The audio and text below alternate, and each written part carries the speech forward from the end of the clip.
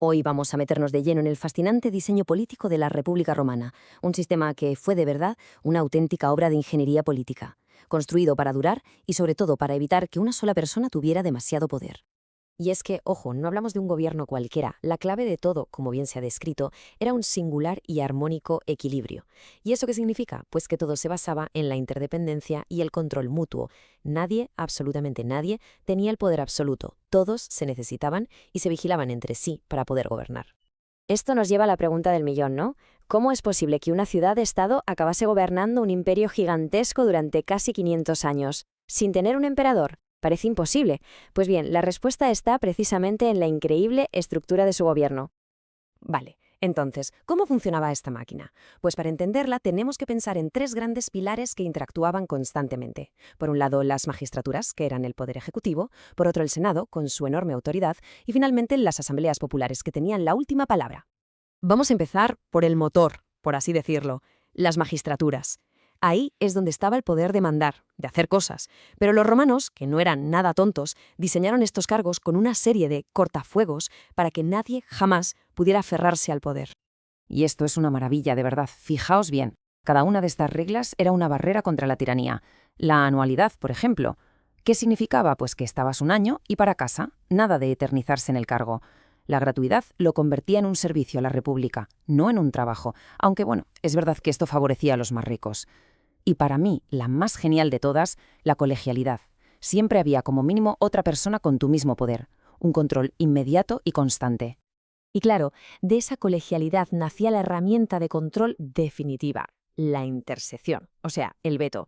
Imaginad la situación. Un magistrado podía literalmente paralizar la decisión de su colega.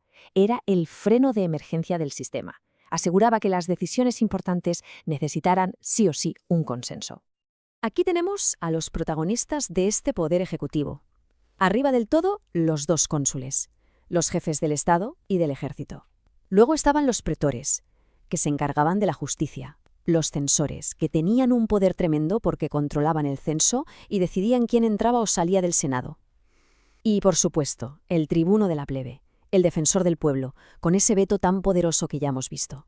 Bueno, dejamos las magistraturas y pasamos al segundo gran pilar, el Senado. Y atención, porque esto es clave para entenderlo todo. El Senado republicano no hacía leyes, no era un parlamento como el que imaginamos hoy. Era más bien el Gran Consejo de Estado, un órgano permanente lleno de exmagistrados, o sea, la gente con más experiencia de toda Roma. Y aquí está la magia del sistema. Los romanos diferenciaban perfectamente entre dos tipos de poder. Los magistrados tenían la potestas, el poder legal, oficial, de firmar papeles y dar órdenes, pero era un poder que caducaba al año. El Senado, en cambio, tenía la autoritas, la autoridad moral, el peso del prestigio y la experiencia. No podían ordenar nada legalmente, pero su consejo valía más que cualquier orden. Entonces, ¿esa autoritas en qué se traducía? Pues básicamente en todo lo importante. La política exterior, la pasta para las legiones, los impuestos, todo lo dirigía el Senado. Técnicamente, sus decisiones, los senatus consultum, eran solo consejos. Sí, consejos entre comillas, claro. A ver quién era el cónsul valiente que se atrevía a ignorar un consejo unánime de los hombres más respetados de Roma. Así que el punto crucial es este. Magistrados y Senado no eran dos mundos separados. ¿Qué va? Estaban encerrados en un sistema de dependencia mutua. Eran como dos engranajes de un mismo reloj, condenados a entenderse para que la maquinaria funcionara. El mejor ejemplo para ver esto en acción es cómo se hacía una ley. A ver, un cónsul tenía una idea brillante para una nueva ley. ¿Qué hacía? ¿Iba directo al pueblo a proponerla? No.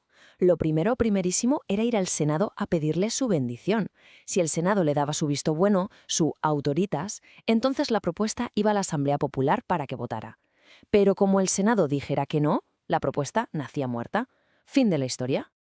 Y por si todo este sistema de contrapesos fuera poco, aún quedaba un as en la manga, el tribuno de la plebe. Este señor, el defensor del pueblo, podía levantarse en mitad del proceso y decir «veto». Y con esa sola palabra se paraba todo en seco. Era la garantía final de que el poder de la élite no se pasara de la raya. Pero claro, ninguna máquina, por muy perfecta que parezca, es eterna. Después de siglos funcionando, el sistema reventó. Las tensiones de un imperio que no paraba de crecer, las guerras civiles y, sobre todo, la ambición de unos pocos hombres rompieron ese equilibrio tan delicado. Y así llegó el Principado, y con él el primer emperador, Augusto. Y lo más curioso es cómo se rompió. No fue una revolución que lo destruyera todo de golpe, fue mucho más sutil. Augusto y los emperadores que le siguieron fueron muy listos. No eliminaron las viejas instituciones, sino que las vaciaron por dentro. De repente, el Senado podía hacer leyes, sí, pero solo para aprobar lo que decía el emperador. Ser cónsul pasó a ser un título honorífico. El poder se había esfumado. El equilibrio se había roto para siempre. Al final, Roma siguió teniendo cónsules, senadores y pretores durante siglos, pero todo era teatro. Eran simples carcasas vacías, una fachada que solo servía para ocultar la nueva realidad, que el poder absoluto estaba, ahora sí, en manos de una sola persona. Y todo esto nos deja con una reflexión final. La República Romana fue, probablemente, uno de los intentos más serios y exitosos de la historia por crear un sistema a prueba de la ambición humana. Y sin embargo, también cayó. Lo que nos obliga a preguntarnos, ¿es realmente posible crear un equilibrio de poder que dure para siempre?